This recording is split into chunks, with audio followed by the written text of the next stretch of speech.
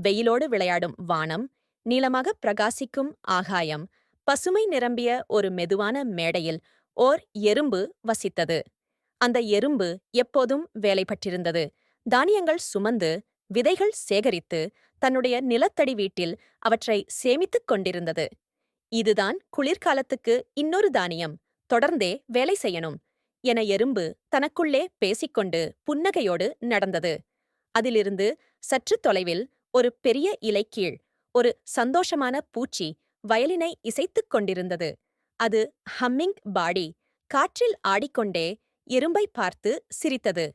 ஏய் எறும்பே, நீ எதுக்குடா இவ்வளவு வேலை பார்த்துக்கிட்டே இருக்க என்று பூச்சி சிரித்தது. வா, இங்கே வந்து ஓய்வெடு, கொஞ்சம் வெயிலைக் கூட அனுபவிக்கலாம். ஆனால் எறும்பு மெதுவாக தலையாட்டியது. நான் குளிர்காலத்துக்காக தயாராகிறேன் என அது சொன்னது. நமக்கு இந்த வெயில் எல்லா நாளும் இருக்காது. நம்மளோ நம்மே பாதுகாத்துக்கணும். குளிர் வர இன்னும் நிறைய நேரமாச்சு என பூச்சி தோளுடைத்துக் கொண்டு சொன்னது. பிறகு பாத்துக்கலாம்.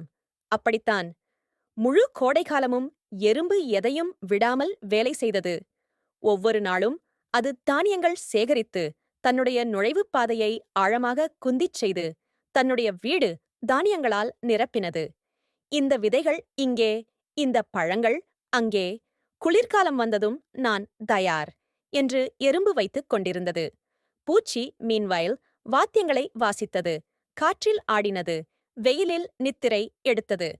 அது எறும்பை பார்த்து சிரித்தது. குளிர் வேணுமா எனக்கு? எனக்கா இப்போ வேணும் வேலை. எனக்கு பிடிச்சது இசை, வெயில், ஓர் இலைமேல் தூக்கம்.